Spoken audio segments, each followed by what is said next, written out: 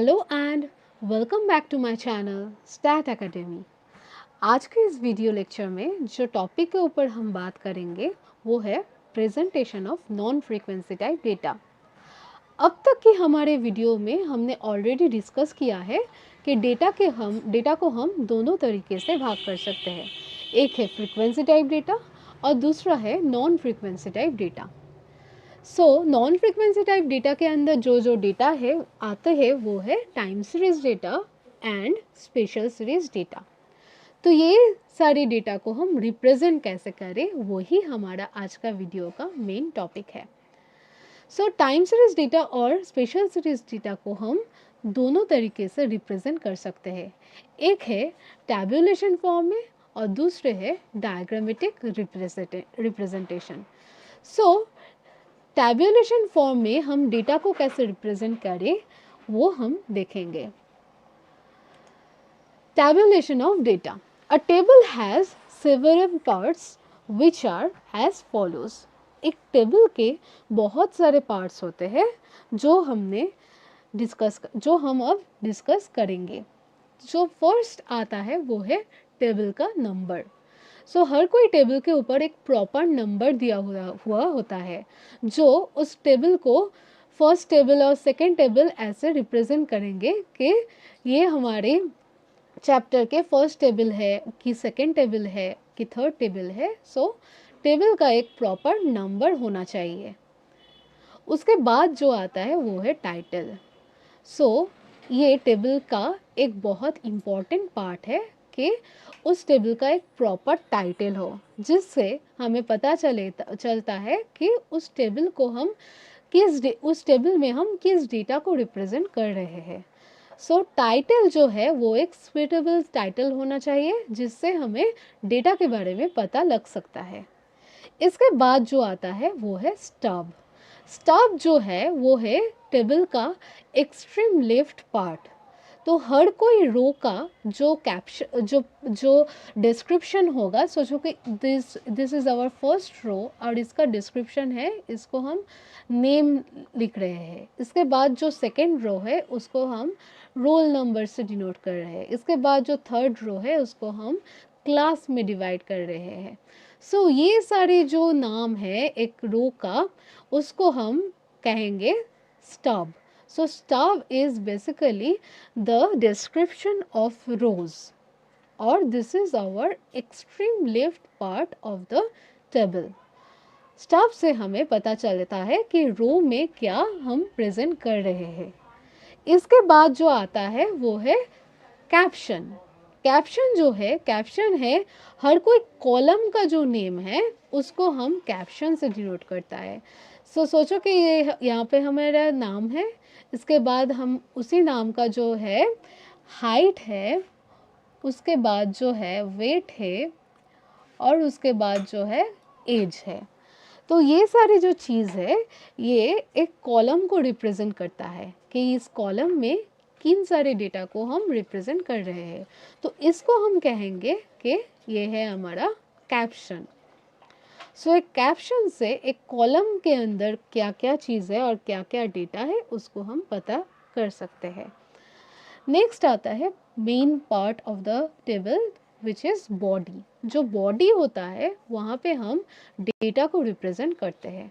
सोचो कि हमारा नाम है रितिका और उसके अंदर जो हाइट है वो है 5 फीट 4 इंच और उसका जो वेट है वो है 60 kgs एंड जो एज है वो है 25।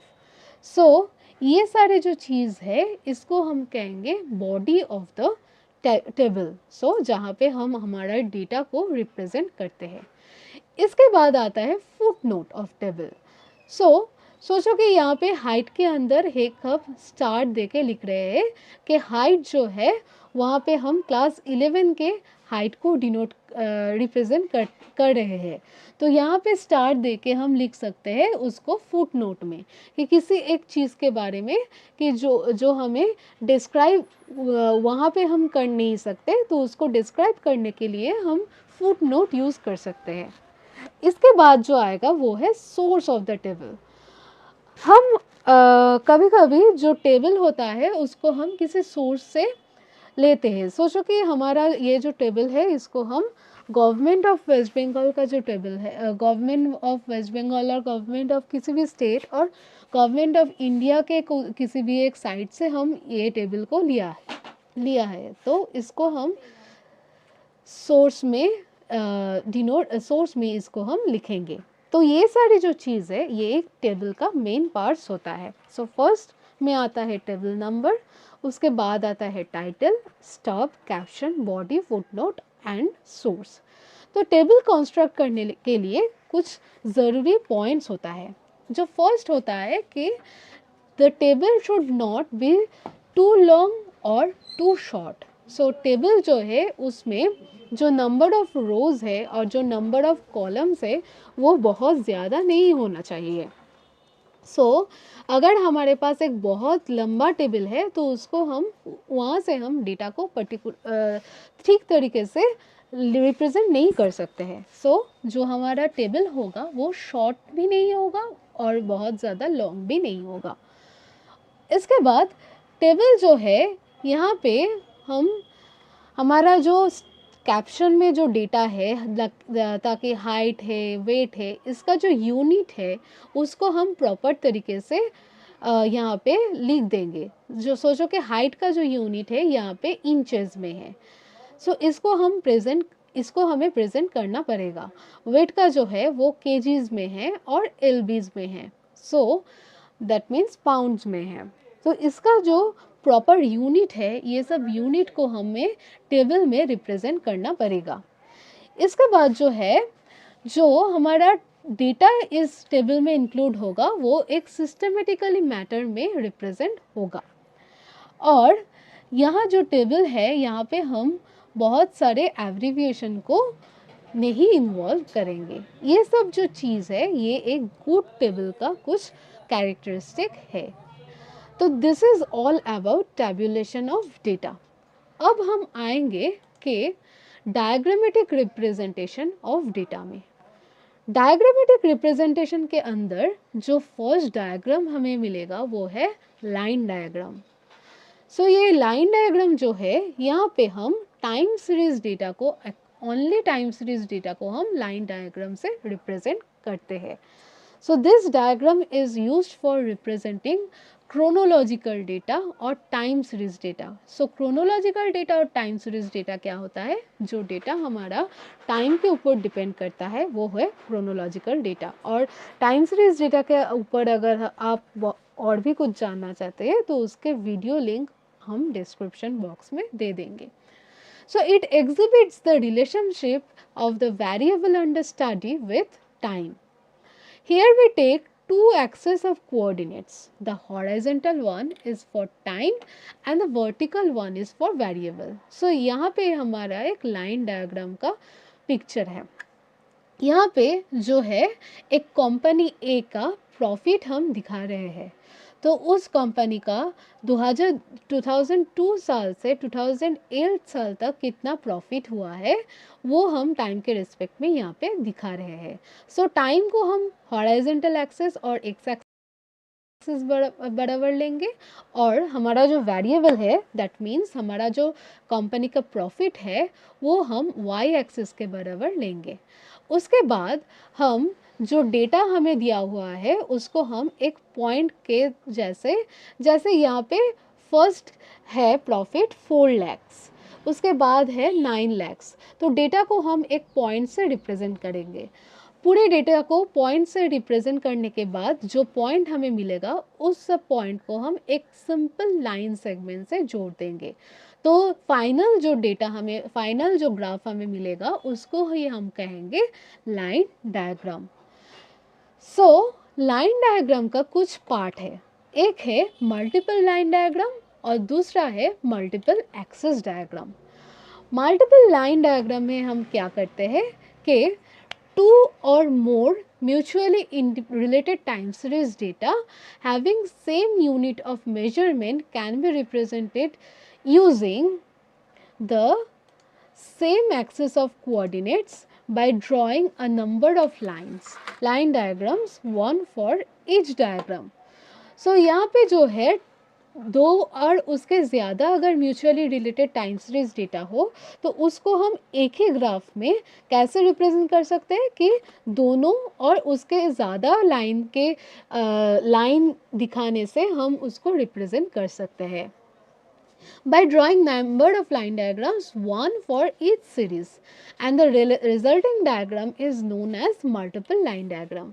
So here हमारा एक डेटा है वो है monthly rainfall, average monthly rainfall of CT1 and CT2 from January to December of 2022. 2022 का और 2021 का भी बोल सकते हैं कि जो डेटा है जनवरी से दिसंबर तक मंथली एवरेज रेनफॉल कितना हुआ है सिटी 1 में और सिटी 2 में, वो हम एक ही ग्राफ में रिप्रेजेंट करते हैं। तो यहाँ पे जो दोनों चीज़ हमें याद रखना पड़ेगा वो है, यहाँ पे जो है हमारा एक्स एक्सिस यानी कि टाइम जो है वो फिक्स्ड है, दोनों सीरीज़ के लिए हमारा टाइम जो है वो फिक्स्ड है। और नंबर 2 जो है कि दोनों सीरीज़ के लिए जो वेरिएबल का वैल्यू है वो भी फिक्स्ड है। सो वेरिएबल यहाँ पे दोनों ही है, monthly average rainfall. So rainfall for city 1 and city 2 ये दो अलग सीरीज़ का डेटा है, पर इसका जो टाइम पॉइंट है वो भी फिक्स्ड है और जो वेरिएबल का वैल्यू है वो भी फिक्स्ड है। तो इसको हम कहेंगे मल्टीपल लाइन डायग्राम। और इसके बाद जो आता है वो है multiple axis diagram. This is another type of line diagram which is used to see the relationship between two or more series of data recorded for the same period of the time but having different unit of measurements. So जो multiple axis diagram है वहाँ पे हम दो data को जिसका variable अलग अलग है वो दो डेटा को हम रिप्रेजेंट करते हैं एक ही लाइन डायग्राम के थ्रू, पर इसका जो टाइम पॉइंट है वो क्या है, वो सेम है। सो मल्टीपल एक्सिस डायग्राम में जो होता है यहाँ पे टाइम जो है वो टाइम फिक्स्ड होता है, पर जो वेरिएबल का वैल्यू है नंबर 2 जो वेरिएबल का वैल्यू होता है वो दोनों सीरीज़ के लिए डिफरेंट होता है। सोचो कि एक सीरीज़ से हम टी का जो सेल है उसको रिप्रेजेंट कर रहे हैं, जो टी सेल है उसको हम रिप्रेजेंट कर रहे हैं, और दूसरे में है हम कॉफ़ी का जो सेल है उसको रिप्रेजेंट कर रहे हैं। तो ये जो है इसका वेरिएबल जो है दिस इज़ नॉट फिक्स्ड, पर जो टाइम पॉइंट है जनवरी से 3 जनवरी से 4 जनवरी 3 जनवरी से 10 जन तक वो टाइम पॉइंट जो है वो हमारे यहाँ पे फिक्स्ड है। सो यहाँ पे मल्टीपल एक्सिस डायग्राम में दोनों सीरीज़ का वेरिएबल अलग अलग होता है पर टाइम पॉइंट सेम होता है, और मल्टीपल लाइन डायग्राम में टाइम और वेरिएबल दोनों ही फिक्स रहता है पर दोनों अलग अलग सीरीज़ को हम रिप्रेजेंट करते हैं, और सिंगल लाइन डायग्राम में हम एक ही डेटा को रिप्रेजेंट करते हैं। So this is all about our line diagram. And next जो आएगा bar diagram, divided bar diagram, वो हमारा अगला वीडियो में आएंगे। So if you like this video, then don't forget to subscribe my channel. Thanks for watching.